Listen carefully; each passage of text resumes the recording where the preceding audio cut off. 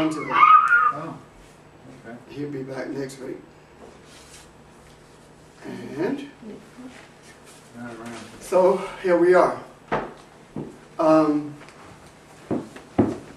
I need to ask, first of all, if there are any questions or inquiries into what Nick talked about last week. And we'll move from there. Comments?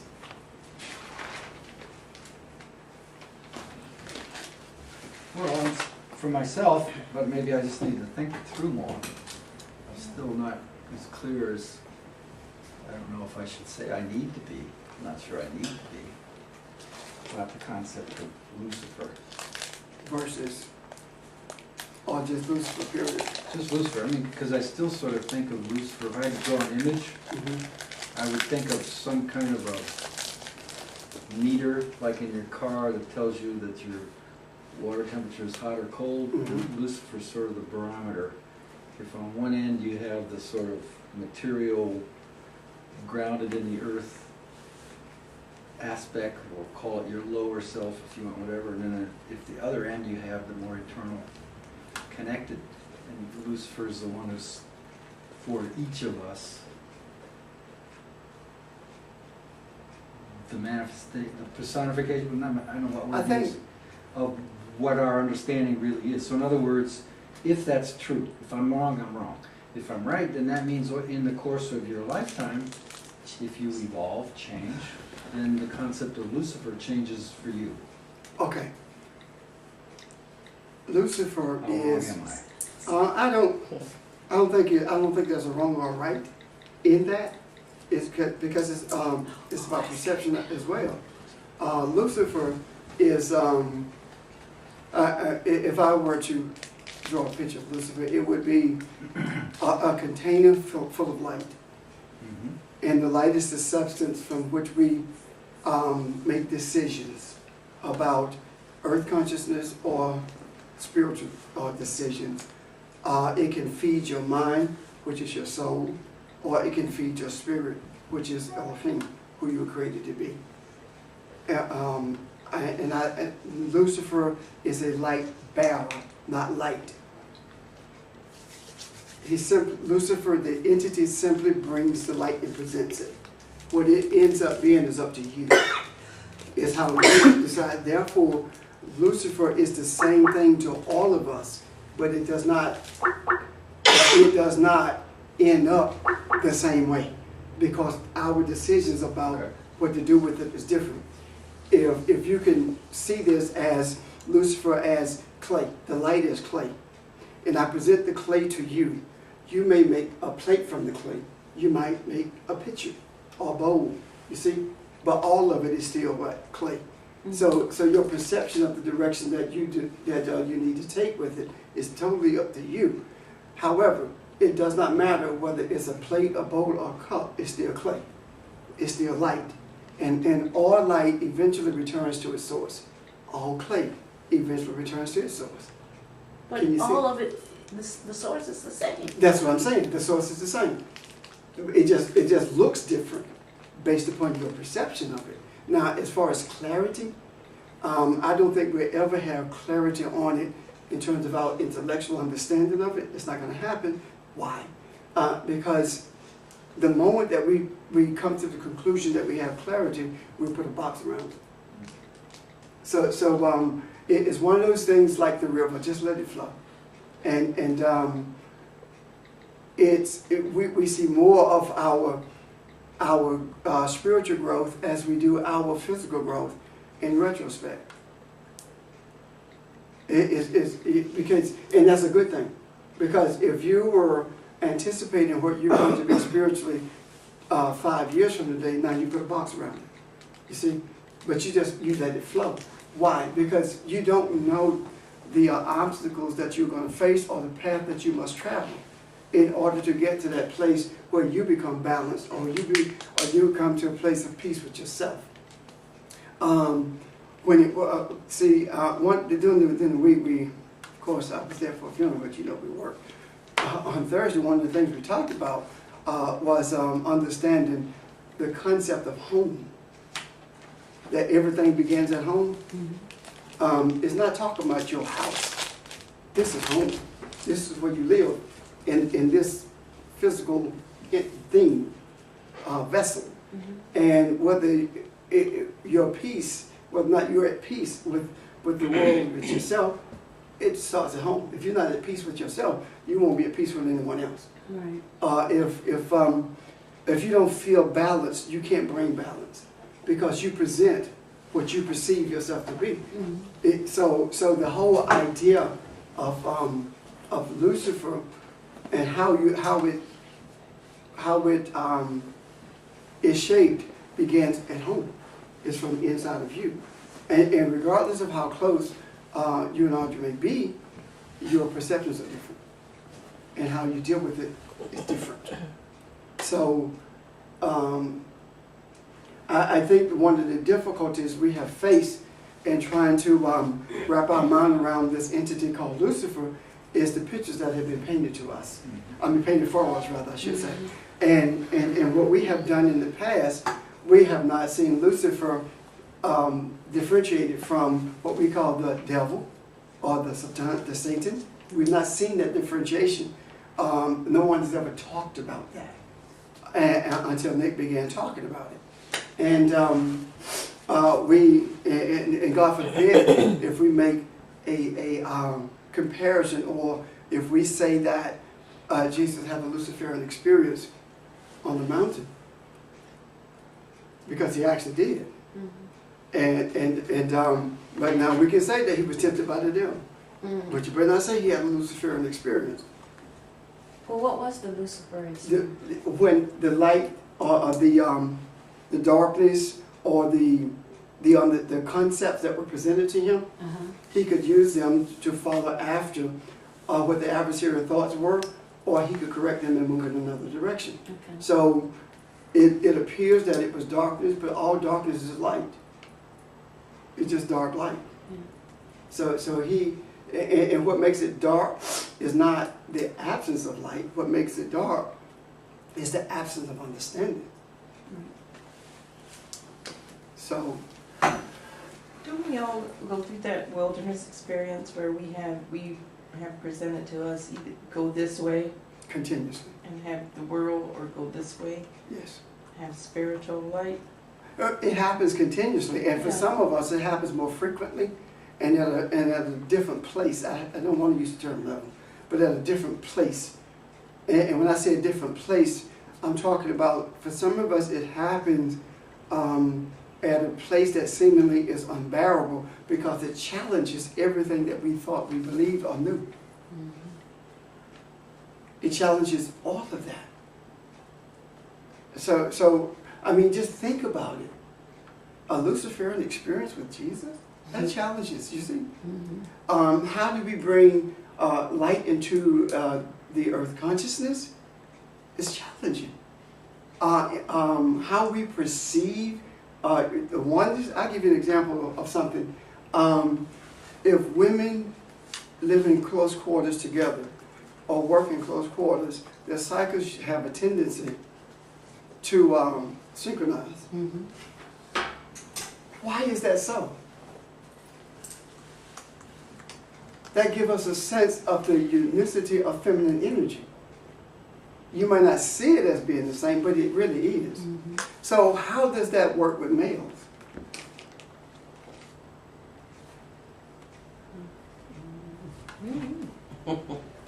Strength.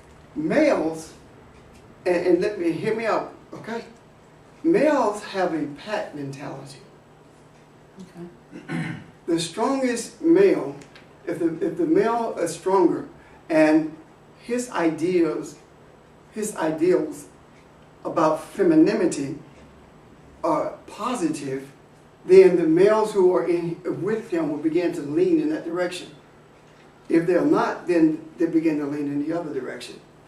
So it's the influence of spiritual strength, or influence of presentation of what you believe, of the principles that you hold on to. That's usually how males roll. Because if a male does not agree with or cannot wrap his mind around it, he'll walk away. Males walk away from church all the time because it doesn't make sense. But begin to make sense. Begin to answer the questions. And that strength becomes a shared thing as opposed to an individual thing. Does that make sense? Can you, just the flip side of what you said though, just that small part, because that's always been my sense, that it's a lot easier for me, but maybe I've moved around a lot anyway, once you're used to being a bit of a nomad. But it seems harder for women to leave, let's say, the church. Oh yes, of course it is. And the reason, do you know why? Well, I mean, for me, superficially anyway, I would just think of all that community and communalness between them. And guys are more, see ya, and it's okay, you know? And it is superficial. The depth Well, of it. my explanation is superficial. There must be, No. there could be something much deeper. But that's how all of us see it from a superficial perspective. Okay. But the depth of it is a innate recognition of the Shekinah and what it's supposed to represent as opposed to what it does represent. If women had left the church the way men left, there would be no church. Something had to stay in place, searching for the way to recognize the Shekinah for what it is. And the thing that stayed in place was femininity, because there is a connection between the femininity and the Shekinah because they are one. And the whole idea of the church is purported to be spiritual. That's what's put out there.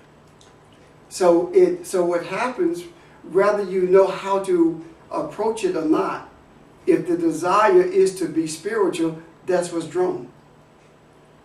You draw what you put out, that's what you get back. But that desire is to be spiritual. That desire for that female is to nurture and to bring her children, or the children I should say, to a place of balance where they will grow up to be good people. Males are, you know what? All of this doesn't make sense to me. I'm asking questions, I'm not getting answers. Now, in the church, if you notice, one way that females are kept there is by giving them something to do. Making them feel like they are in charge. And without the female, I cannot function as pastor because you all are the backbone of this congregation. Wherein males are saying, you got to give me something more concrete than that.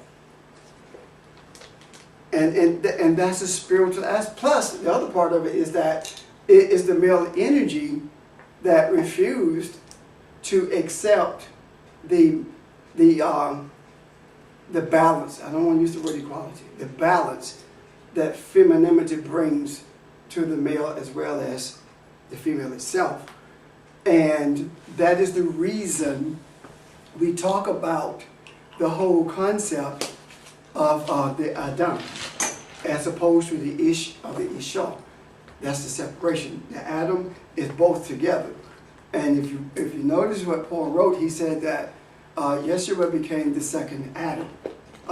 Jesus is the second Adam.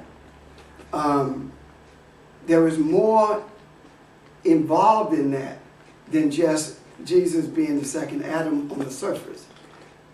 It deals with femininity and him recognizing that the necessity of that balance.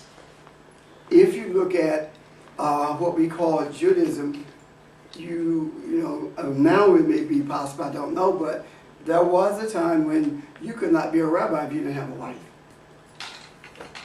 Because you were not considered to be balanced without the Shekinah. Mm-hmm. So the whole idea of the Shekinah, the spirituality of the church, is something that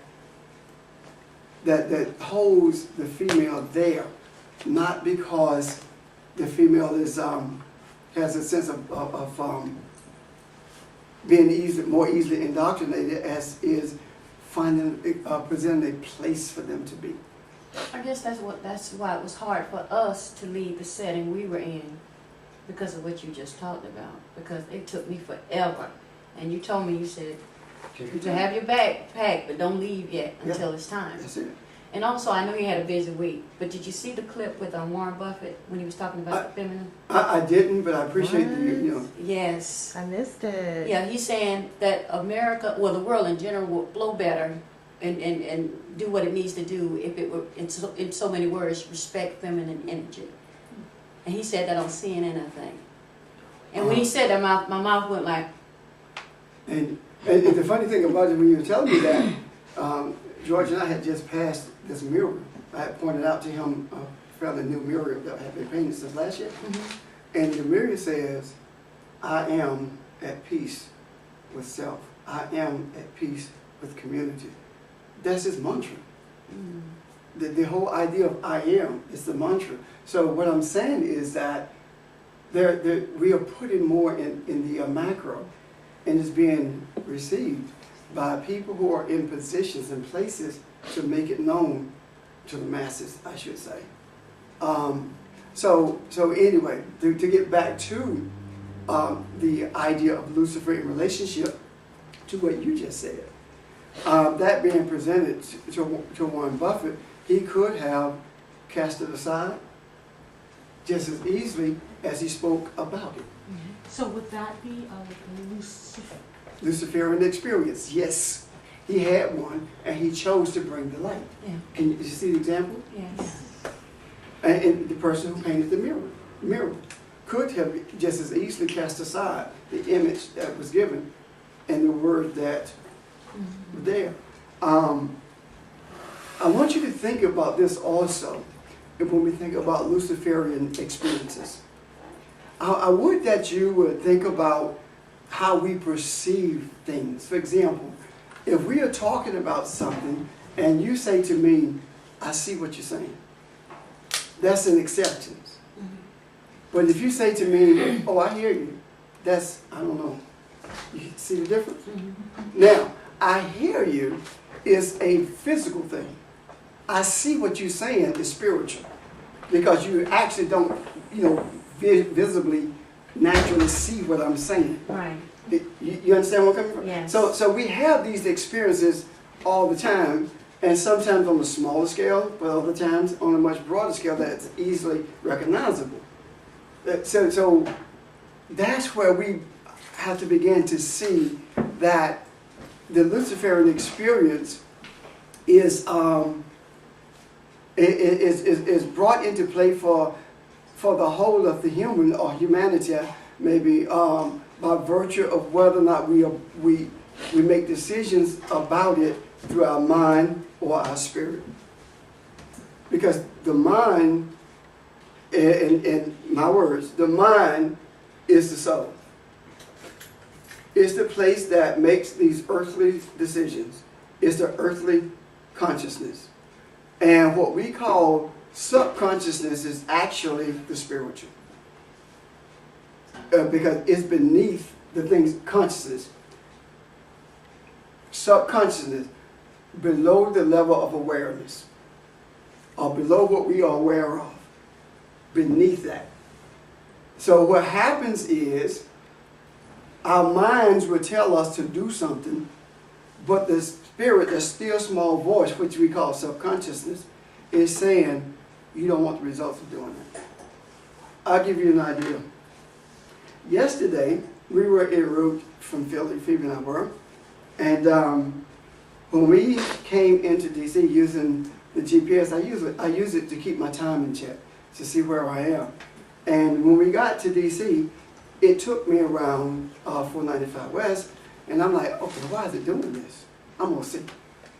So I go for 495 West as opposed to east rather.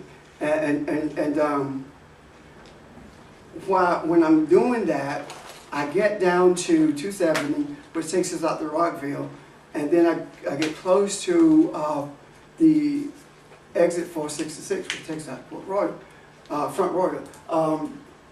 And the GPS began to tell me to take 66, which was going to take me out to 81 and from 81 to 77. I said, no, I'm not going there. Okay, I get on the other side of Springfield, Virginia, and I lose 2 hours in traffic. Real time. It did not bother me. 1 iota. Was not frustrated. Didn't. Matter of fact, I learned something. If you get frustrated, you get tired. It had no toll on my body whatsoever. And we stopped and spent an hour or so at a restaurant having dinner. And then drove a little while along and said, you know what, let's get a cup of coffee. So we found Starbucks, got a cup of coffee. So I went and get my own drink. Waffle House coffee, that's I'm sleepy. But my point is this, had I listened to the still small voice that was speaking to me through GPS and gone 6 to 6. But then the experiences I had, I would not have had either. And then we wouldn't be having this conversation. So regardless of what a righteous man does, it works out. All right. Was the GPS really the still small voice? Yes, because I wouldn't listen. Because inside of me, the reason I went 495 West in the beginning was because not only was the GPS saying it, but I felt like I should. Okay. That's the reason. Okay. And I knew exactly where I was. But I did it anyway. And I knew that it was going to be longer because of, going around the top side of DC as opposed to the bottom. It's a lesson in everything. Everything. Well, one of my brothers says, a lesson and a blessing. Yeah. Yeah, it's always a lesson in everything that we do. So I guess what I'm saying is that there are all sorts of Luciferian experiences. And I think one of the reasons I want to keep reiterating this is because I want us to get beyond the whole concept of a Luciferian experience being unright. We determine whether it's unright or what we call evil. We make that decision. Right. You see? Now, it could have been an unripe experience for me to be stuck in traffic for 2 hours. Had I made it that by virtue of getting frustrated, angry, all the other stuff, right? Now, this is what I didn't tell you. I hit detour on the GPS, and we detoured, right? And just as we were coming through this small town on 1, school was out. 2 buses in front. Yeah. Another experience. You see what I'm talking about? Yes. Now, don't get me wrong, I do not regret it. Not one bit. If I had it to do over again, I'd do it exactly the same way. I also recognize something else. That even though it took us that long, we were talking and I was relaxed and Phoebe was sleeping like she normally does, but she was nowhere near as tired from traveling as she normally is. Because the energy in the vehicle is different. Right. The energy was different. So, she's like, do you want me to drive? No, I'm fine. So that's a Luciferian experience. But we cannot regret them. We just deal with them as they come. Right.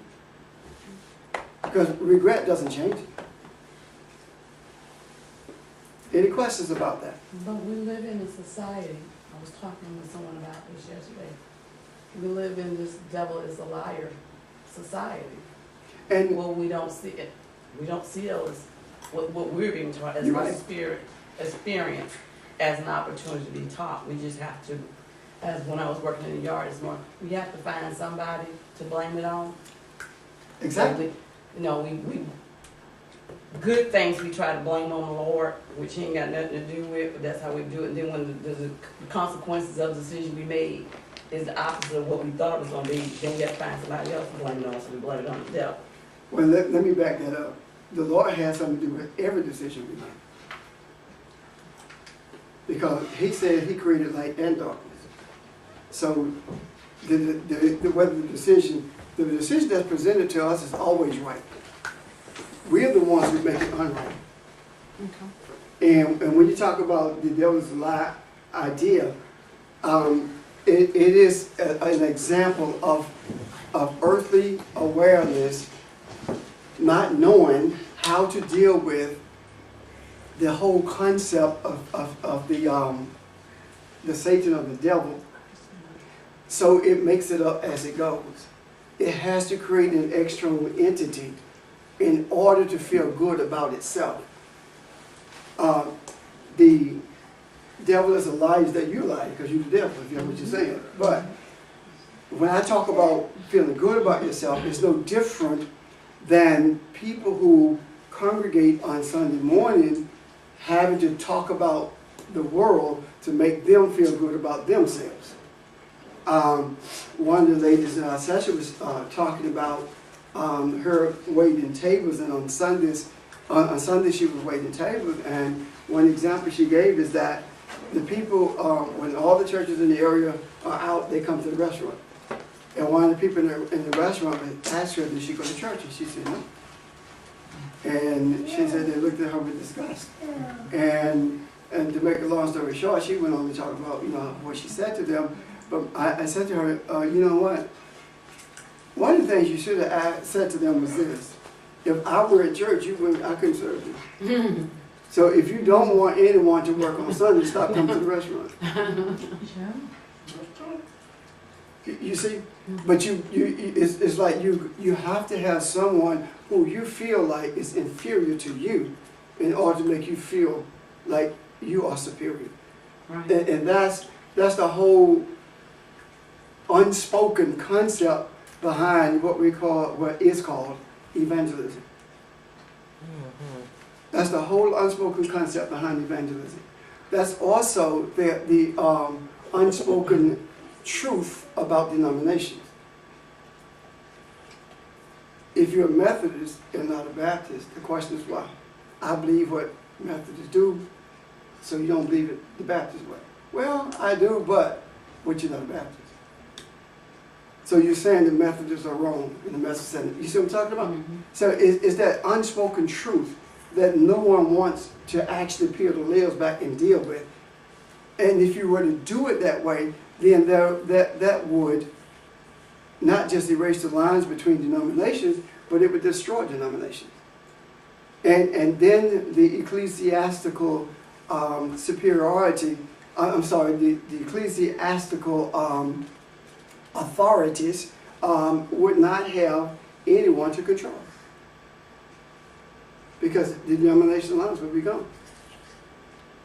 The whole idea of spirituality and these experiences are there to make us responsible for ourselves. They're not there for me to be responsible for you. I'm responsible to you, but I'm not responsible for you. And my responsibility to you is to speak the truth as well as I can, or with the clarity with which I see it, or the understanding with which I see it. That's my obligation to you. But it's up to you what you do with it. And even when they were speaking last week, or as we're speaking now, whether it be Richard making a comment, or one of us, in the position of facilitator, everything that's spoken, you are making a Luciferian decision about it. You are making a decision about how you're going to receive it or not receive it. Does that make sense? Yeah. Everything we do. And one of the things that I see that I've had a problem, somewhat of a problem anyway, trying to articulate is the different worlds that are there in front of us at all times. What I mean by that is, have you ever misplaced your keys? Mm-hmm. And you look for your keys, and doggone it, I know we'll find those keys. I know where are my keys, and you don't find them. Then you say, you know what? It doesn't matter. If I find them, I find them. Or you say something like, okay, the keys gonna have to find me. Now you go back to a place where you looked and they're there. How did they get there? All those worlds were there all the time. You changed the word lost though, because I mean, I heard you say something years ago, it knows where it is. That's it. And so what I say is, well, it knows where it is, now I need to know where it is. And that's, It's not lost. that changes your world. Yeah. That changes your whole, so what happens is when you go back, what you've actually done Yeah. is created a different approach, a different world.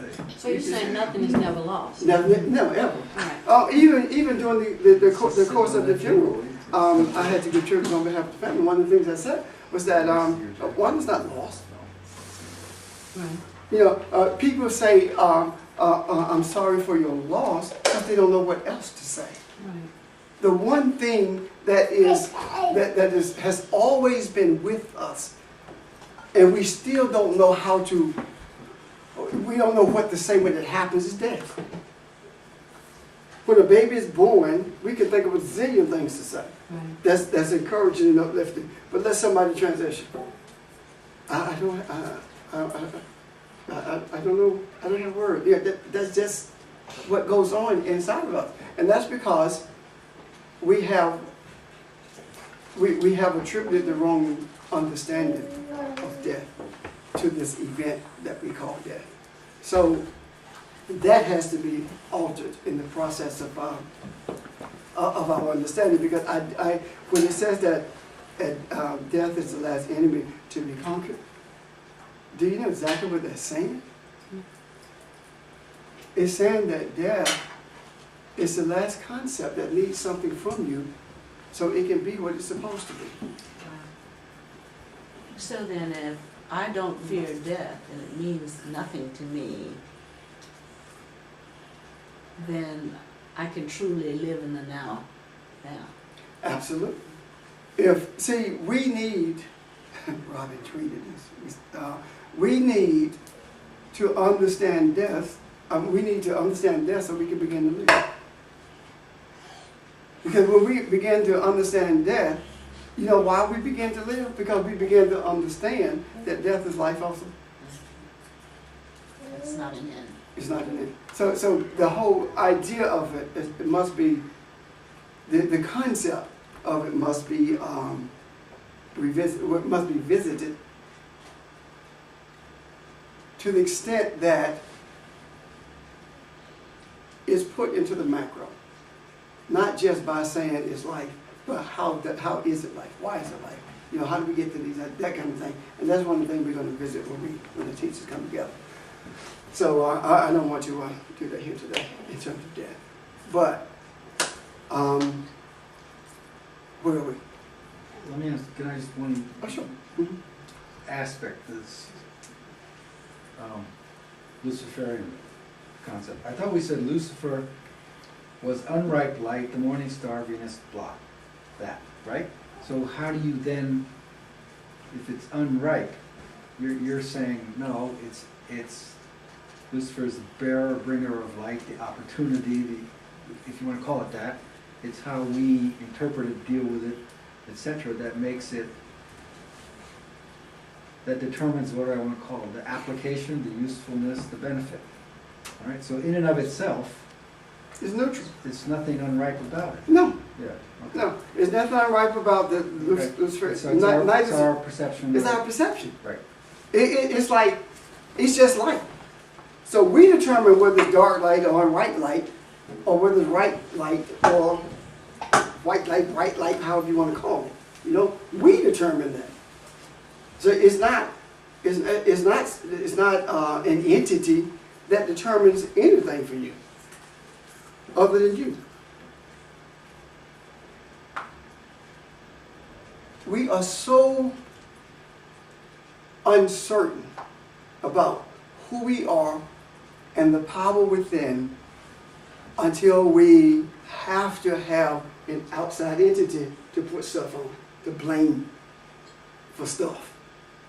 We are so uncertain about our righteousness, about our purity, until we have to have an outside entity to give credit for the light that we bring. We don't want to accept responsibility for anything. And the denial of responsibility is also a denial of self.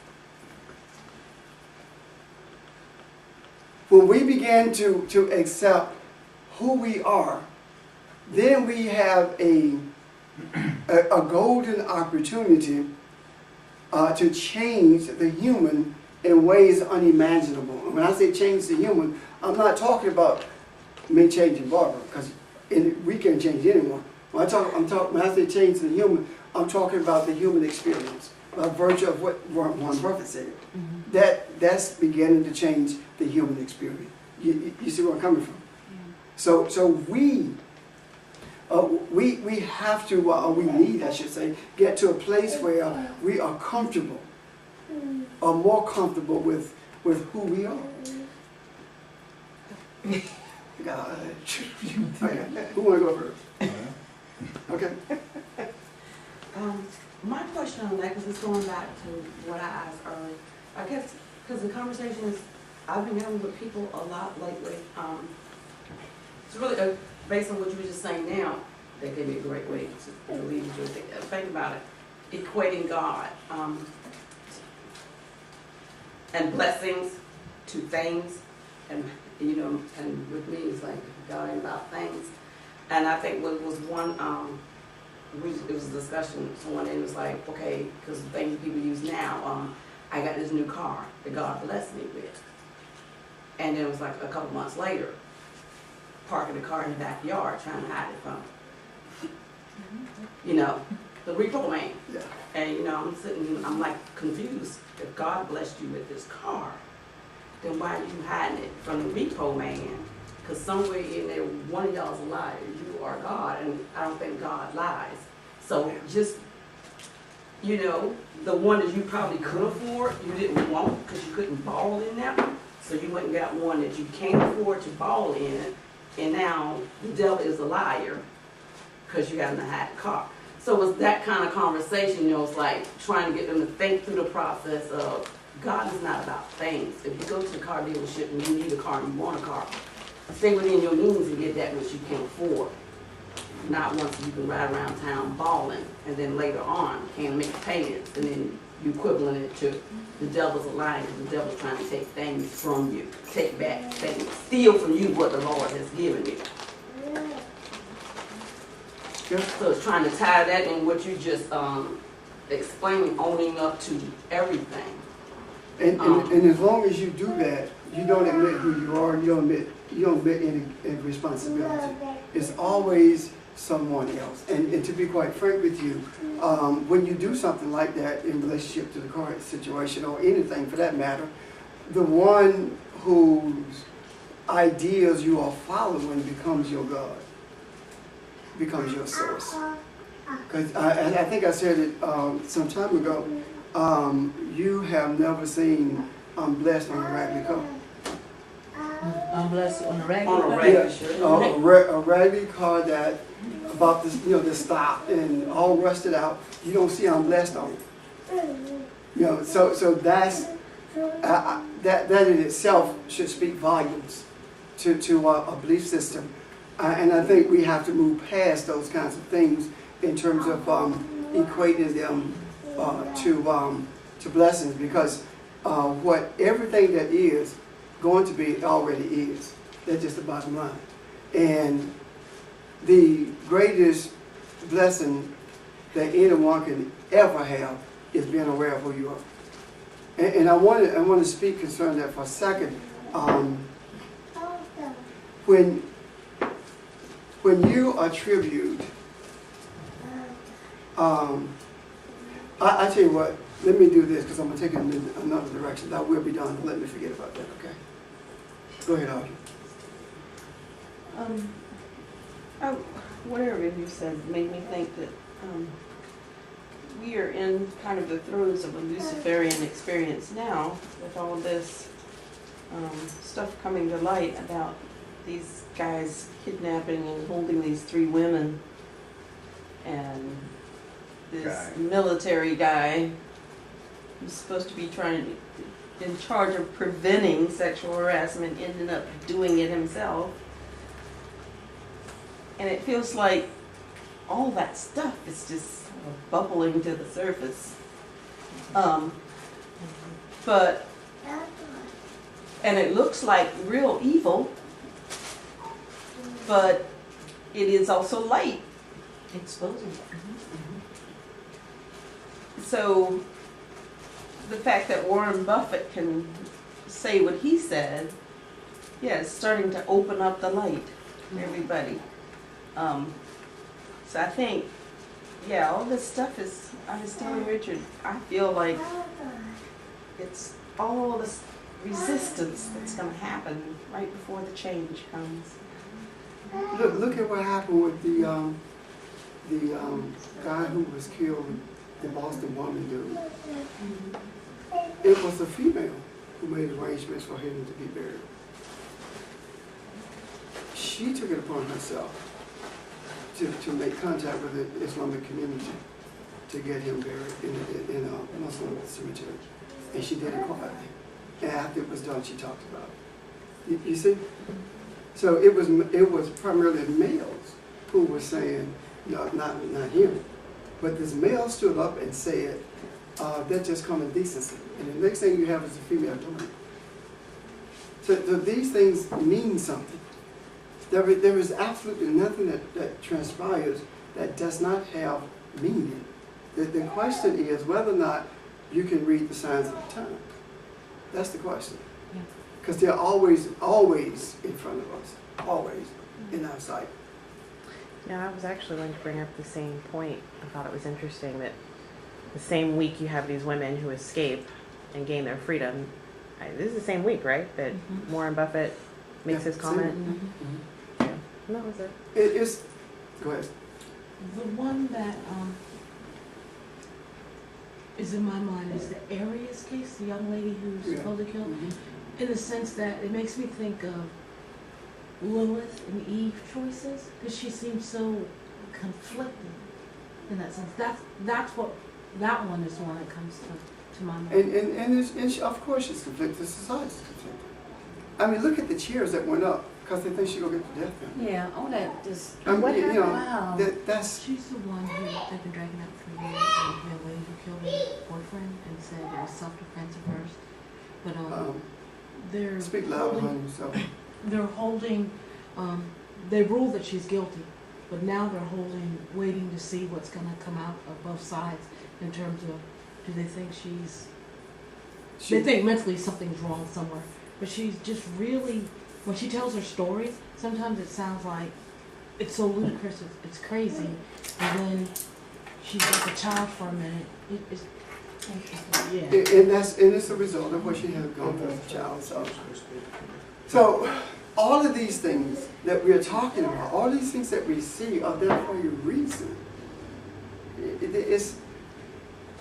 It's an opportunity for us to move beyond what we have thought is right and allow rightness to present itself.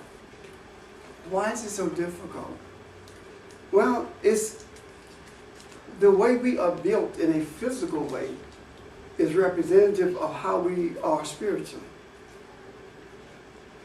If you look at the pineal gland, it's about spiritual light, enlightenment, right? But in front of the pineal gland is the optical chiasm. And the optical chiasm is what allows us to be able to see naturally. So those things that we see naturally, those physical things, take precedence over the spiritual because that's how we are built. That's how we built ourselves, rather. That's what we accept more easily. The things that relate to our senses are the things that we can accept more easily than those things that we cannot logically explain. But think about what you just said.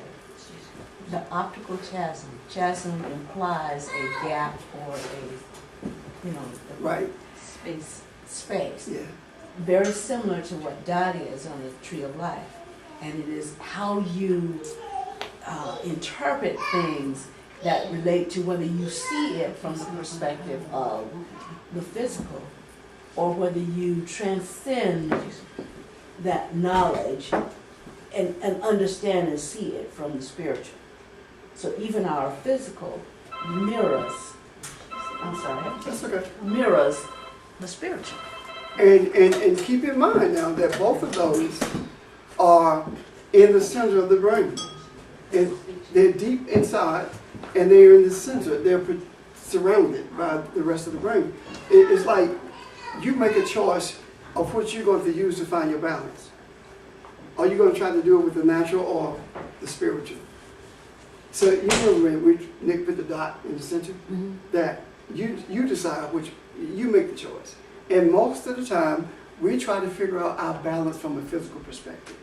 Because the things that we see to be true from a spiritual perspective usually do not coincide with what we have been taught religiously. The things that we have been taught religiously, we are told that they are spiritual, but if you really think about them, they are all physical. There's no spirituality in them at all. But we have chosen to accept it as being a spiritual. So we have to change not only the way we speak, but our perception has to change. How we perceive not just things, but how we perceive the it's. And the it's are those spiritual things. What is your perception of the Shekinah? What is your perception of Abun? What is your perception of Elohim? You see, our perception has to shift. Why? Because when if your perception truly changes, then you will begin to live what you perceive you to be. If your perception of you is that I'm a sinner who's going to eventually die and go to hell or hell, then that's how you're going to perceive yourself. I was at one of the churches I pastored. Matter of fact, the first one I pastored, I went there for a funeral, and the pastor's brother died. And they were talking about, people who spoke concerning him, were talking about how he's there with his relatives, and we're going to see him when we get there, right? And the brother who was doing the eulogy, the first things out of his mouth was, please, I want you to understand something. All that sounds good, but you're not going to see him like you see it in him. That's not going to happen. Mm-hmm. And I'm like, whoa. Because, he's a traditional dude. Mm-hmm. But he understood that this is not it. And I'm sitting there thinking how much, where did this come from? But it makes all the sense in the world, because I've always questioned that. My question, a stillborn baby that died in 1821, that's in your family lineage, what you going to say to it? Yeah, so it just doesn't make sense. But the scriptures do. Now, how do we get to this place where we are able to change our perception? Because even as I speak, there are those who are hearing the voice who probably still struggle with the perception of heaven and hell. Struggle with the perception of Jesus, God, Jesus, God, Yahweh, Abun, etc. Struggle with that. Struggle with the idea, for this cause shall a man leave father and mother, right? That's the same concept as Abun, father, mother, both entities in one. It doesn't say father and mother, it's father and mother. Masculine, feminine. Okay. How would you like to be able to speak to natural events or to deal with the whole idea of healing in the way that Jesus did?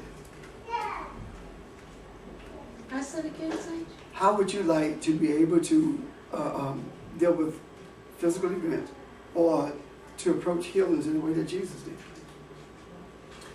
To know how he did that. I would like to know, but as far as doing it, I want to be ready. I want to be able to. You won't do it until you're ready. Okay. See, this is the other thing. Would you? And the reason why I said that because I would do it selfishly, Well, my question is Won't happen. responsibility. and that's what I'm saying. You also would be ready for the responsibility of it But if you're doing it? you're already ready. You just tell yourself you're not. Oh, It's just like you tell yourself, I'm not Elohim. okay. You're not aware of the readiness. You are ready. The moment that you are able to accept it, you're ready. Right? Now, okay. Now, better move over the bigger. I'm starting to think I'm in church, everybody. Yeah. The moment, She can't sit up under one. the moment you begin to accept it, right? That's the moment that you are ready for it when it resonates. Okay. Okay, now, how did he do it? When you see, when Jesus said in the Garden of Gethsemane, not my will, but let thy will be done. The Aramaic concept of will is talking about something, energy that flows through. Energy that flows through you, energy that you become one with, that moves you. Got it? So, energy that flows through, or energy that stays with you, that moves you. Is will? Yes. Yes. Will is active. Desire is active. Okay.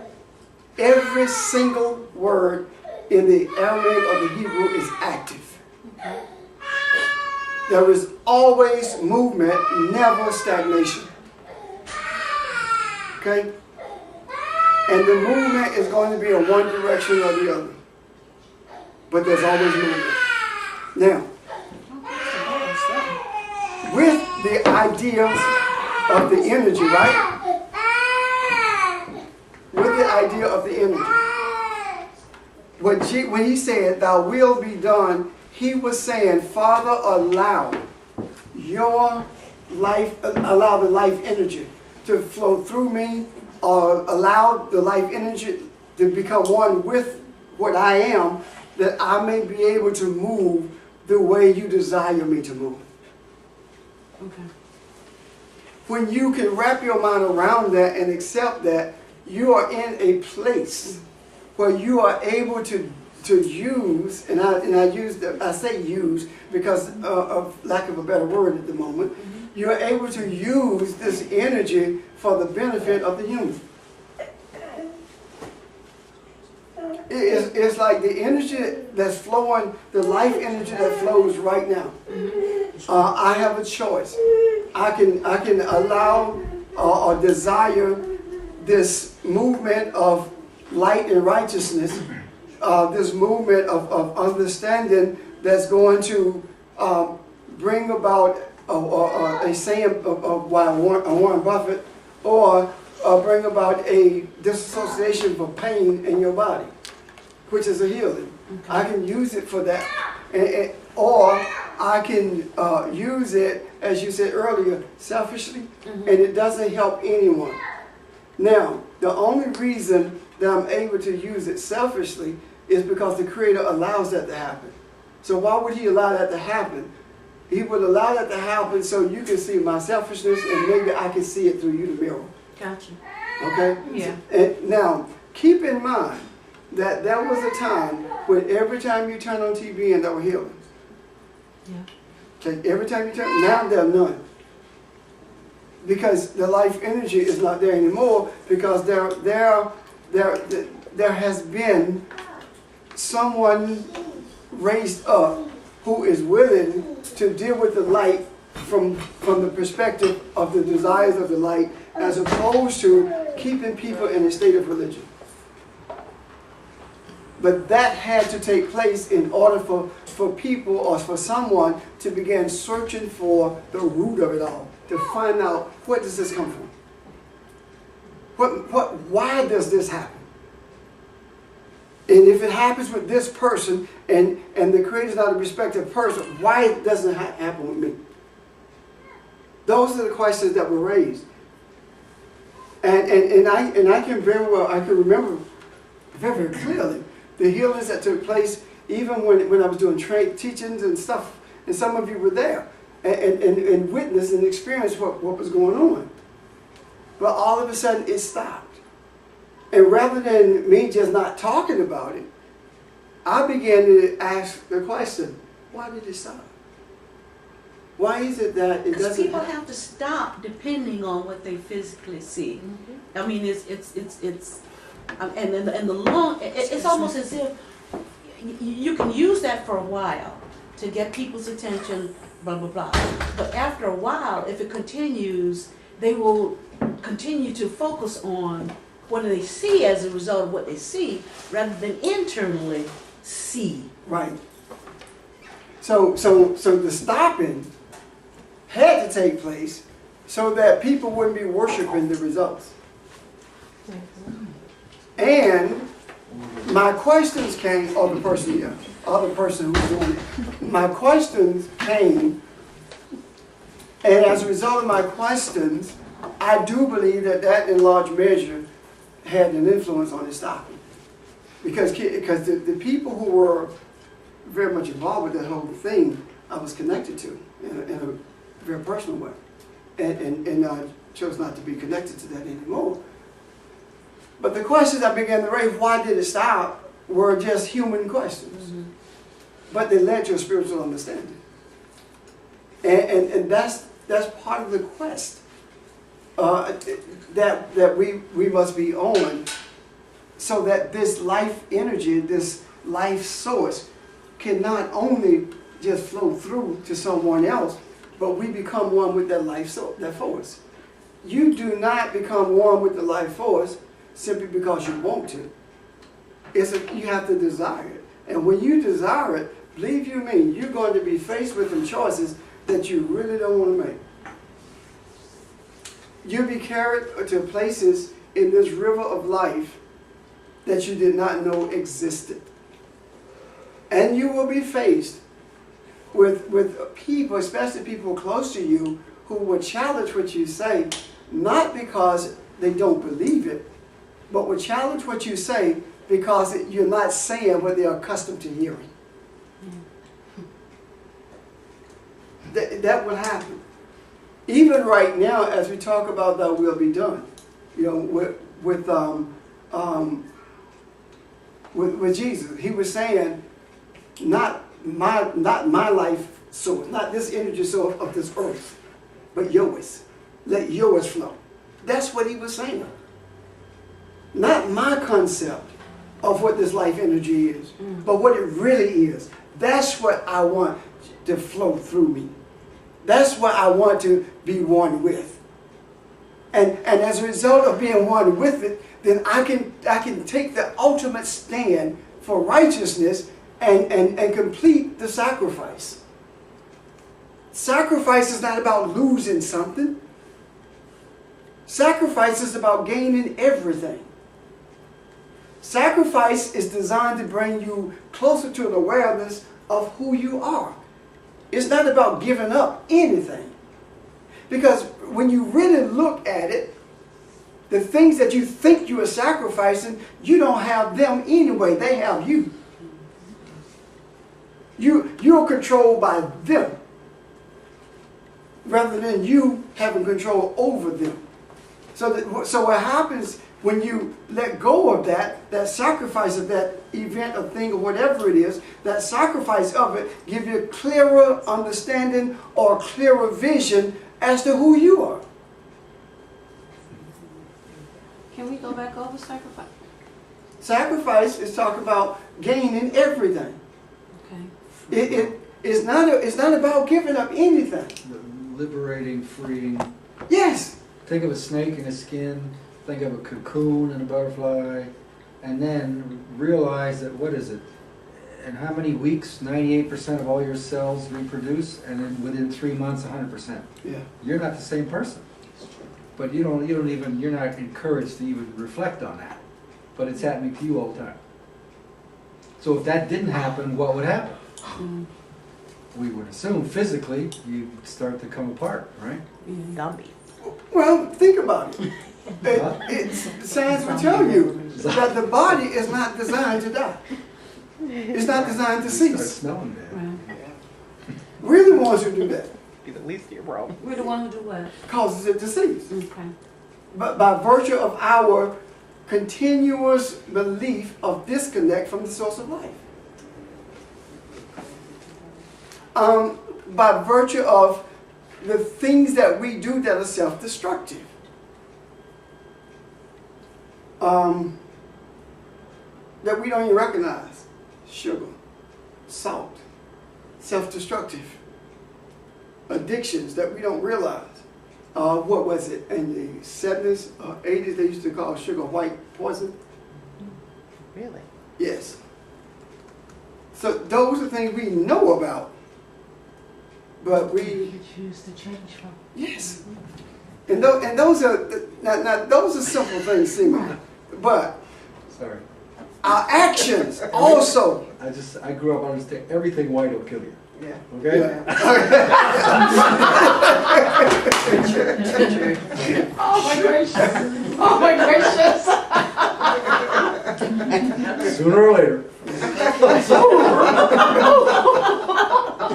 And that was volume spoken. Well, I just went the logical Logical conclusion. extreme Yeah, there. but that's, I mean, so it's the things we do also, not just the eating thing, but when I say do, I'm talking about thought processes. Yeah, very self-destructive. Yes. Yeah. I was speaking with someone concerning an issue that they were having on the job. And I said, well, tell me what your perception is. And then with this whole litany of things that could happen. I said, no. Don't tell me what could happen. Tell me what your perception is. And they said, that's my perception. And my response was, that's why it's happening. Because that's how you perceive it. So then I began talking to this person about some things that they need to put in place. And when they did it, they called me back and things were different. Why? Because perception changed. Mm-hmm. So that's a doing. Perception is a doing. Yeah. Faith without works does not exist. But haven't we talked in here about perceptions and our perceptions? Yes, ma'am. Versus. You know what's funny, Dan? Everything we're talking about, we talked about it before, but from a different perspective. Yeah, it was, see? From a different perspective. So our perspective of it is beginning to expand. And when I say expand, I'm talking about to a place where a greater awareness of self exists.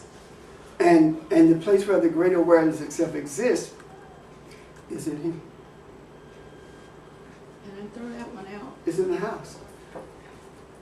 with perception, because if you asked me 10 years ago, my perception of my marriage and divorce purposes was diluted to what it is now. Now my perspective of it is I needed to have gone through that whole process to get to the point that I am now, and I've seen how far It's enlightening. I'm trying to find the right choice of words, but enlightening that which the average person would run from. Because it was something you said sitting in my house one day, you're stronger than you know. And I kept telling you, I'm tired of these battles. I'm stronger than Superman and every hero rolled up together. Why am I going through all these tests? Now I know. And there's so many people who have come across my path, male and females, that when I say something to them, they'll go away and they'll always come back like a week or two later and say, shit, I hated it when you were saying it. I'm sorry, I know it's have to be politically correct. but 3 more people came after you and No, said you're the right. exact same thing. I just can't receive it when you say it. Maybe that's the same. Right, there are a slew of people who are come together, young and old, for this. So let's be cognizant of that. I'm sorry, y'all. The things that we deal with, that we go through, are just that, things that we go through. They're not, they only become you when you stop. It's a Luciferian experience. Yes, right, like that bandage. Luciferian experience. Everything is a Luciferian experience. Well, that was the devil. Not that tall. I went down, Rich, because I was thinking. His name was.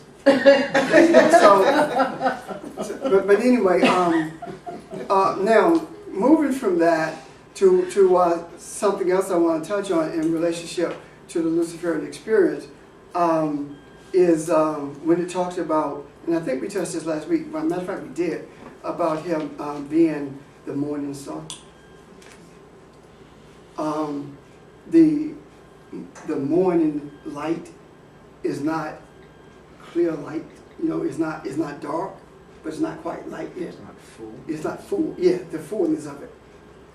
You're the one who determines the fullness of it. You're the one. If you deal with it for enlightenment, that's the fullness of it. If you deal with it as something being bad, that's the darkness of it. Why do we call bad things, what we call bad things, darkness?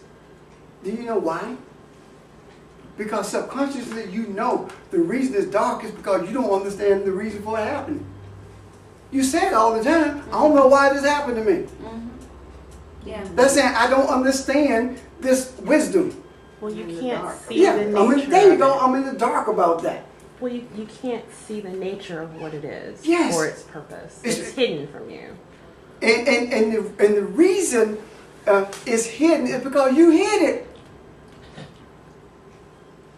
You hid it. Why? Because it is easier to accept that somebody brought that to you, the devil did that, as opposed to recognizing it is you who brought that into fruition.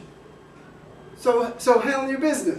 Deal with it. And I know that the response to that usually is, but what about other people? They are your mirror. Regardless of how difficult that may be to accept. You have to get to a place where you accept that. You have to get to a place where you accept whatever takes place in your life is designed to do exactly what it is doing and is there not for destruction but for life itself. And at that point, you begin to become one with the life energy.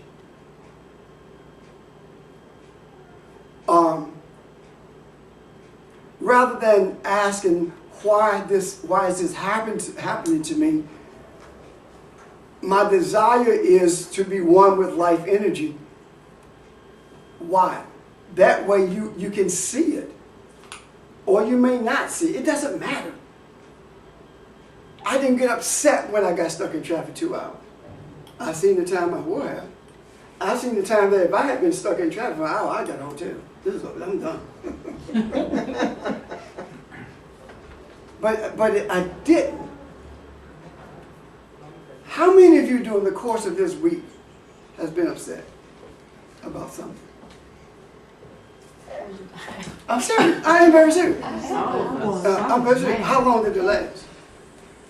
Shorter than normal. As long as I let it. As long as you let it. And however long it lasted, that was too long. Wait a minute, y'all. Everybody. But you see, Yeah. however long it lasted, that was too long. Why? Because either we are Elohim or we're not. My thing is, I mean, I did experience it was unusual for me because I typically don't get angry. It's just not. You don't I'm have to tell me too that. easygoing for that for whatever reason. I mean, every couple of months something will happen and I might get angry. But Yeah. Thursday I experienced a lot of anger and I couldn't really pinpoint what the source of it was, but I knew it had to be for a reason because it was unusual. And I still don't have the answers yet, but I wanted to point out that sometimes, I mean, those emotions are there for a reason, and it's And you move beyond it. right. And ask it, well, were you picking up on the energy in the area, the person, that kind of thing? Because we do absorb energy. Yeah. Yeah, but I don't, okay. What? In and of itself, being anger, I mean, haven't we learned Jesus got angry, dealt with it, and moved on.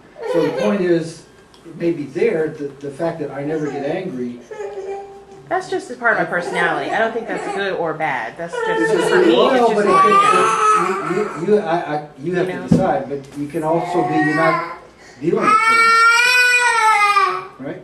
You're calm, but at some subconscious, some lower level, something's not being given. So maybe the anger is just, and maybe just like the things going on around us, being angry in and of itself, it can't be a bad thing if it's there to teach you, give you an opportunity to see something. So it's how you deal with it, right? Exactly. It's not like, why am I getting angry and I never used to, and thinking that's a bad thing. Mm-mm. Just a signal that something needs to be addressed Well, because it's unusual. the other thing, Janice, is that, when things that take place, you don't get angry, but do you push it? Do you just discard it? Do you just say, I'm not going there and hold on to it? Or do There you was a let it time go? when I did. That's rhetorical, actually. Oh, okay. Yeah. Or do you Not let it go? particularly private for me. Sorry. That's okay. or do you let it go? I had one of my cousins said to me that you don't let anything bother you. One day, somebody go cross you and you go snap, and all those other people who have done things that you have not responded to, you go see them in that person, they're gonna be off. But that's how we think. But that's not true. It's not going to happen. It's not going to happen. Because I choose not to allow it to happen. That is not who I am.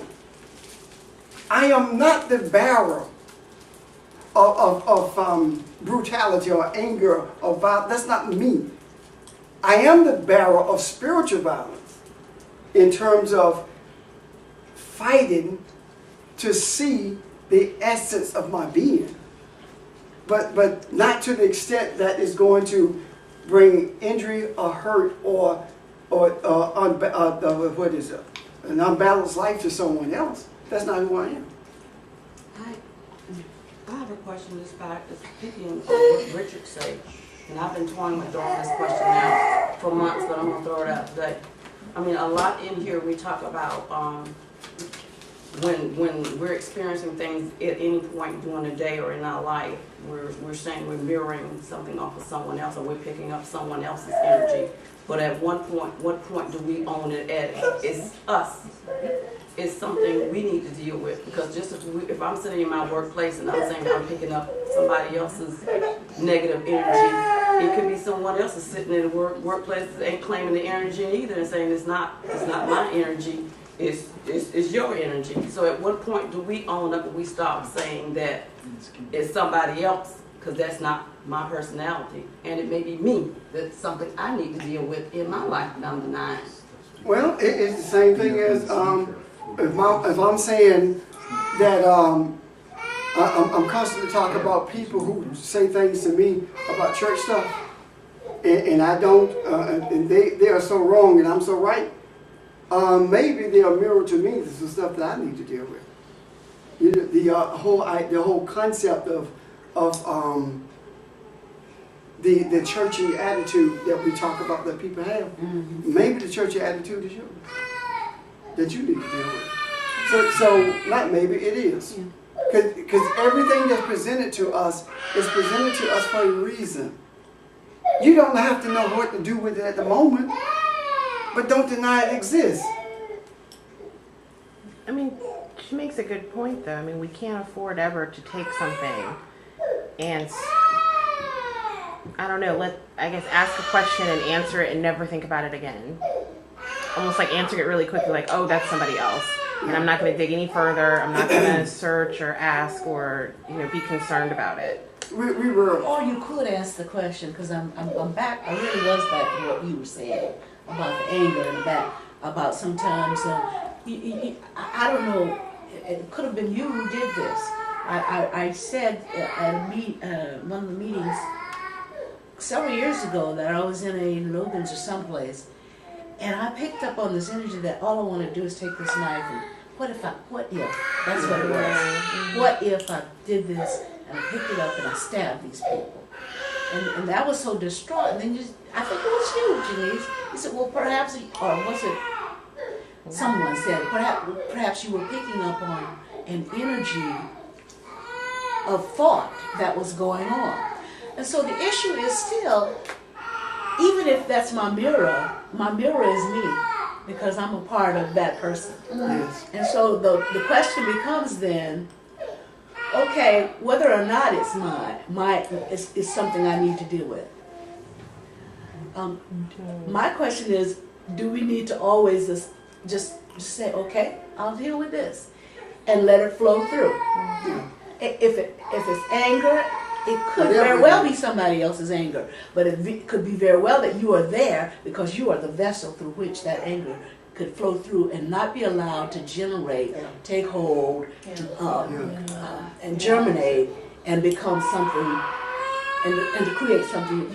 Okay, all right, I'm not going there. So I'm not through. Same with die. Even if it's something that I have to deal with, how would I deal with that? I should be dealing with it the same way as if it were my issue. Regardless, it's my issue, not somebody else's. And that's the wonders of it all. When we started out talking about the ministry circuit thing, right? Yeah. The reason it's so easy for females to become one because they didn't do separation anyway. Masculine energy did. The masculine is the one that dominated and controlled, decided to manipulate. So we came here for y'all. I'm just saying to give y'all balance. And that's not a joke. No. You didn't come here to give us balance. You were always here. We just didn't recognize it. Okay. Yeah, I'm serious. Yeah. Because keep in mind, when you look at the scriptures, even when the Adam says the separation thing, Ish and Isha, when the creator comes back walking through the garden, right? He doesn't say Ish, Isha. He said Adam, where are you? Mm-hmm. He does not recognize the separation. Right. Or it doesn't, I should say. Doesn't recognize that. Right. So it's never been coming back. You know what I'm saying? We never left it. It's just bringing us to the reality of what indeed exists. And because you recognize something, it doesn't always mean you have to address it. Right. True. You know? We were in a session, the guy says, we were talking about the scriptures. And one of the things he said about the scriptures is that this is not for the world. And I didn't say anything. So one of the other guys in the session stood and said, but didn't the Bible say we're created in the image? So it is for everyone. I was not going to address that because of the setting that we were in. You have to know when to hold them and when to fold them. Yeah. And I'll give you a classic example of what's coming up. When we deal with the teacher setting, this time it's going to be in a highly traditional setting. So it's going to be just the teachers, dealing with this because of the highly traditional setting that is in. And we have to be cognizant of that so that we do not alienate people, but in fact draw them in based upon an understanding as opposed to intellectual masturbation. Does that make sense? We have to do that. If it may be a bit of a stretch, but segueing from that back to your comment at the beginning about Warren Buffett, Yeah. to me what's fascinating is he's a very modest, quiet man. At least that's our presumption. That's what I've said so If far. he's been talking, nobody's wanted to listen to him, right? Except for the people that are in his circle, so to speak. Right. And if you could contrast the way he lives to the way, what's his name, ran for president lived. Yeah. I've been watching the Colbert Show. I can't even remember, is there, you know, look at that, it's very modest, and obviously from a value base, it's very different. But the point is, I'm starting to lose the chain. I mean, what made him speak? This is an understanding and a value he's had for a long time. And equally, why did CNN listen to him? Because it was Warren Buffett, right? And we think of Warren Buffett with money. And if we understood Warren Buffett and what the few things I have listened that he said, it's not about money. He doesn't care about the money. You know, he cares very much about his kids and how they grew up and stuff like that. So here he is coming out of his role. And so for me, what's fascinating is why saying that now? And then who's listening? And they would give him more credibility for saying that, even if there's a surprise, than some other millionaire billionaires. Right? Well, the other thing about him is that, you know, he made a statement. It is impossible for anyone growing up poor to be wealthy like he is. He says it was less competition. And the attitude was different when he began to acquire his wealth. Yeah. And he made a heck of a point. That's just the reality of it. Everything is set against that now. I have no problem with that. Yeah. Because I believe, I'm glad it is, and the reason I say I'm glad it is because it forces us as the human to look in other places for value, as opposed to dollars. To value each other as opposed to things. The idea of accepting who we are in terms of Elohim, the idea of accepting that makes us puts us in a position to desire to be that light, so that other people can see who they are. Because by virtue of saying Elohim, you're talking about one, what many. You know, it comes from what Eloha is the singular God, but Elohim is plural. Why is that so? So we can understand that we are one, regardless of how we perceive it in our earth consciousness. We are one, and to talk about multiple gods in terms of Elohim in the setting of the church gets you in trouble. Yet they will say Elohim because it's in the scriptures. Without understanding anything about it. So they're in the dark concerning the reality of their being, of their essence. So when a Warren Buffett says something like that, that's his essence peeping through. That's the essence of his being, of who he really is. And the other fellow of whom Richard spoke suppresses that. It suppresses that essence. And we also suppress the essence without realizing it by virtue of the way we perceive things. Become more cognizant this week of what you think in relationship to what you feel. And I don't mean feel by touch, what you sense, maybe I should say. Deal with those two things and see how many times that you succumb to or attempted to succumb to the thoughts of the mind as opposed to the reality of the spirit. Yeah, it's to be more intuitive. Be more intuitive about who you are and how you approach life itself. Because you are life. I mean, think about it. You are life. The spirit is what gave life to the mind. the soul.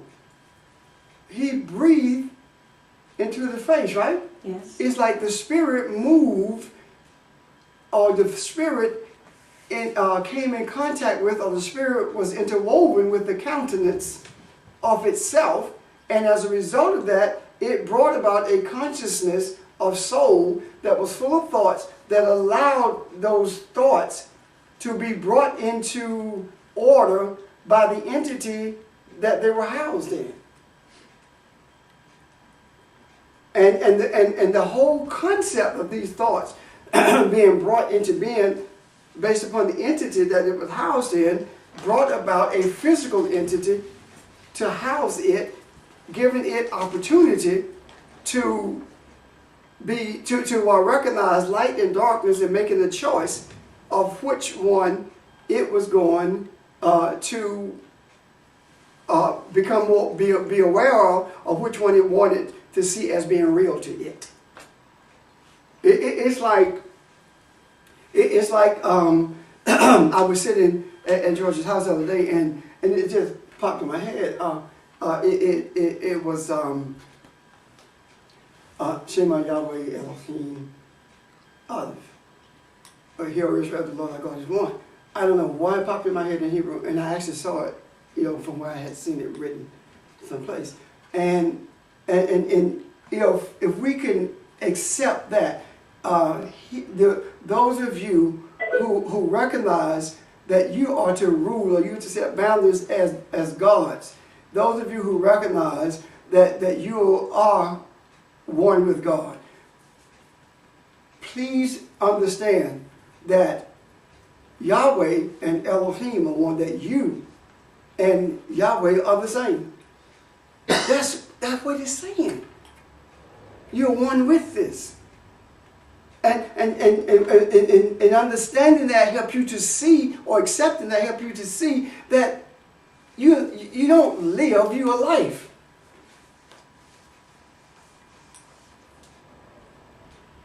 Can you see that? Yeah. You don't live, you are life. Because to think about you living is also to think about you dying, which means an end in our concept of things. So if we can see this as light, and the earth experience is a tunnel through which we travel to recognize the importance of being one with the light. That tunnel is a place of preparation. And the reason I say tunnel is because there in the tunnel is darkness, and your eyes begin to adjust and you can kind of see things. So there is light in the darkness. And these things that we go through are the tunnels in our lives. Those things that we perceive as darkness, they are darkness. There are tunnels in our lives that are designed to bring us to a place of not understanding as much as accepting who we are. Because you don't necessarily have to understand it all. Just accept what resonates with you. Right. Am I making sense? Yes. So when we do that, what we actually see is the reason we call the Lucifer experience the darkness is because just maybe that tunnel is Lucifer, the bearer of light. And just because it bears light, it doesn't mean you're going to see it. Right. How many times have you said you see what you're looking for? How many people have you walked past in the store or on the street and didn't even see them? But yet you've been knowing them all your life. Mm-hmm. Yeah. And so if you take that and relate it to a spiritual experience, how much passes us by? Right. Because we are not intuitive enough, or we desire not to be, because we are so interwoven with the physicality of our environment until we do not allow ourselves to be who we are. We don't desire maybe deeply enough that intuitiveness because we would dismiss it the first time it makes us uncomfortable. And believe you me, it's going to make you uncomfortable. Whether it make you uncomfortable in the solitude of your car or house, or whether it makes you uncomfortable in the presence of someone with you having to make statements that you're not comfortable with, it's going to make you uncomfortable.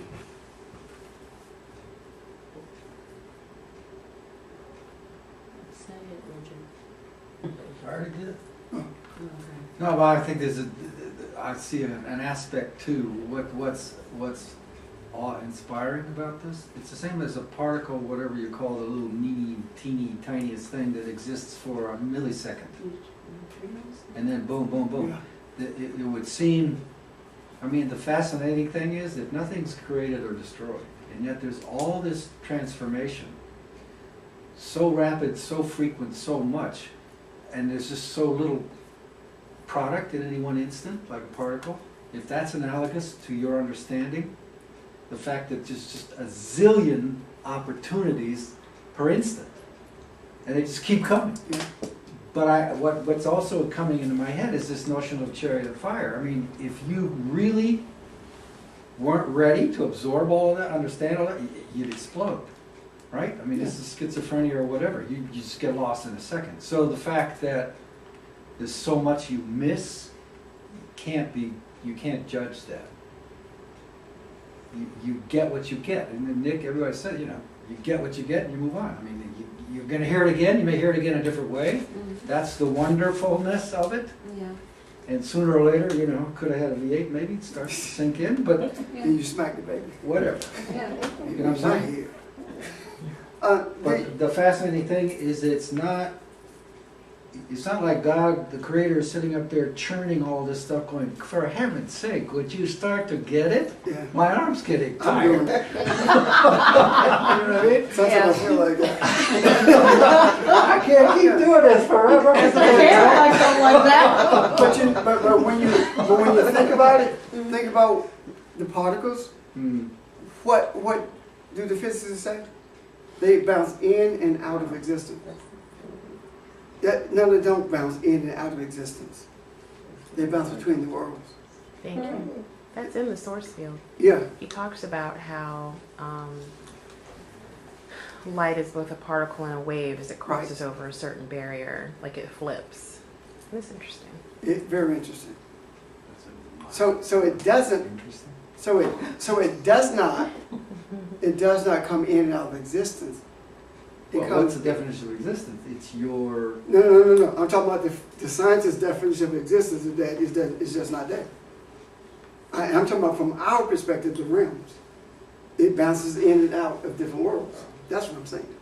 But if science is saying now there's a fifth dimension, I mean, there are 4 or 5 worlds, it's acknowledging, it's just not in the public conversation.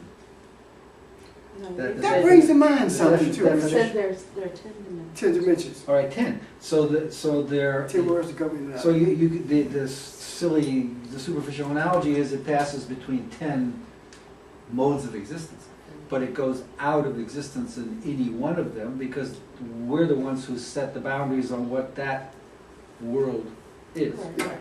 Right? I saw something this morning that was intriguing to me. That there are scientists who say that the Earth was born wet. That it was just water before it was separated. Which brings to mind how the whole of the Earth, of the world, regardless of who people, that part of the world, recognize that. And have always recognized that there was a time when the land was not separated from the waters. That in itself is telling me that the more we desire to recognize the signs of the times, the closer we get to that place, wherever that is, where things shift. I do not believe, and this is me, I do not believe that there will be a gradual shift. I believe that the shift will be so visible and so quick until people will deny it even though it's undeniable. And the reason they will deny it is because they can't explain it. Mhm. I believe that it's going to be just that quick. And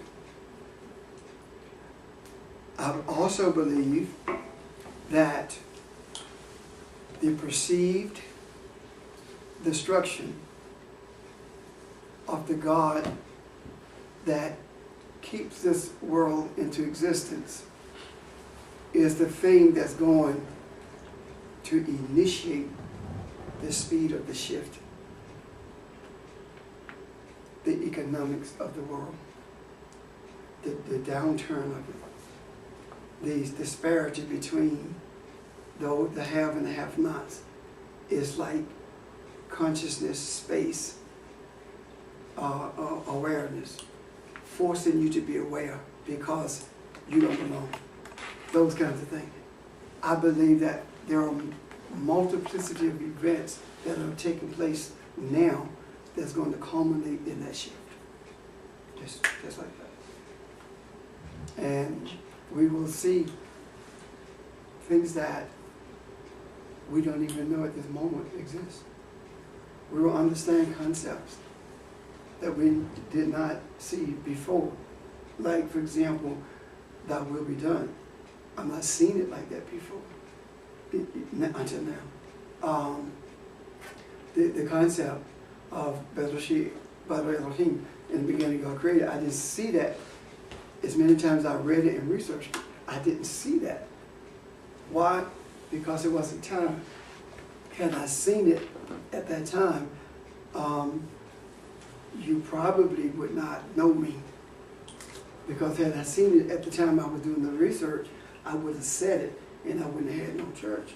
And I wouldn't have got anybody to view me. Well, you might have just gone. I wouldn't have invited to hassle. We wouldn't let each other. You might have got proof. Yeah. You turned into But powder. either way, you would have known. Just like the movie, you turned into powder.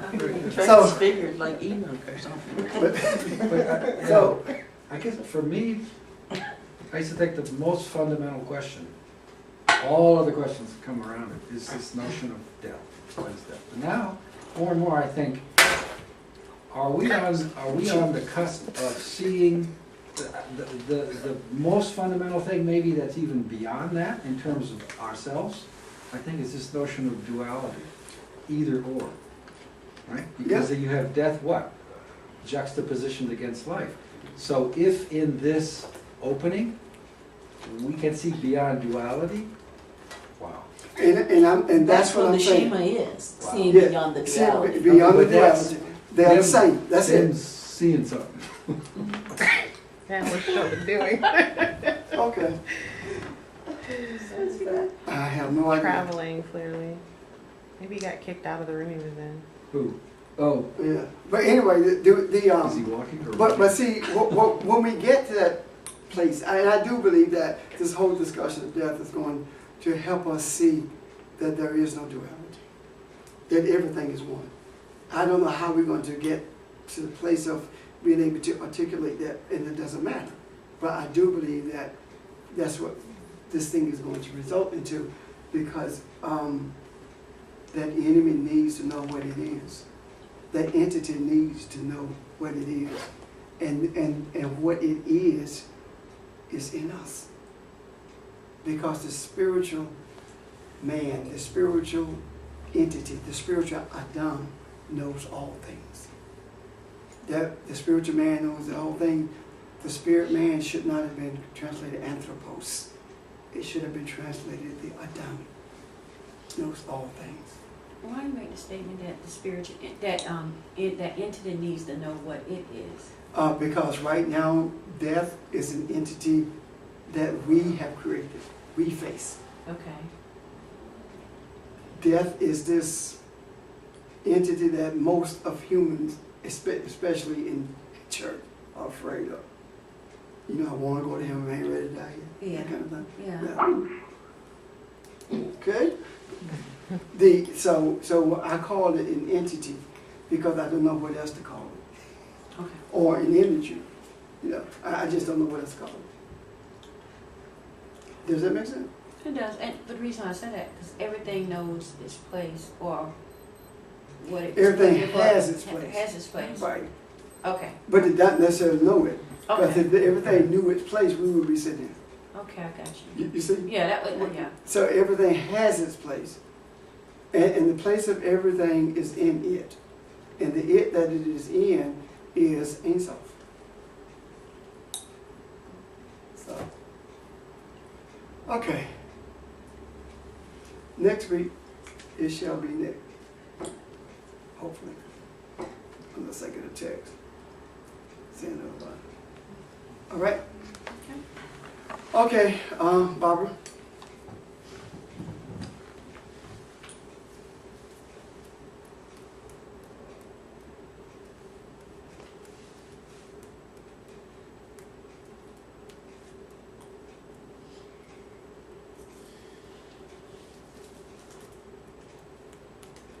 The truth of the light that we are, and the light of truth that we are.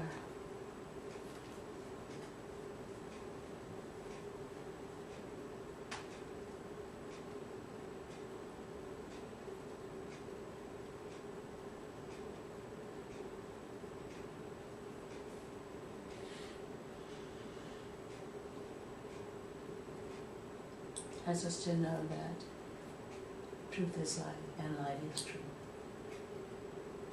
And all is one. Amen.